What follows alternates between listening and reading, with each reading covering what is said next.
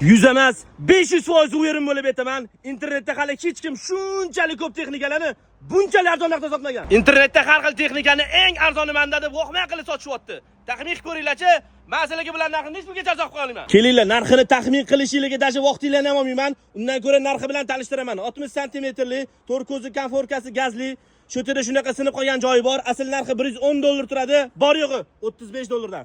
Bo'yimdek turadigan, morozilkasi pastda bo'lgan, invertor motorli $250 sotiladigan shunaqa dodaxo'ja xaladinlar $119 dan. Oynasini almashtirib olsangiz yengidek bo'ladigan, ichiga 400 litr sig'dirib oladigan shunaqa oppoq dodalari bor yo'g'i $239 dan. Ziflerdan 7 kiloli $250 sotilayotgan avtomat, yon tomonida defekti bor.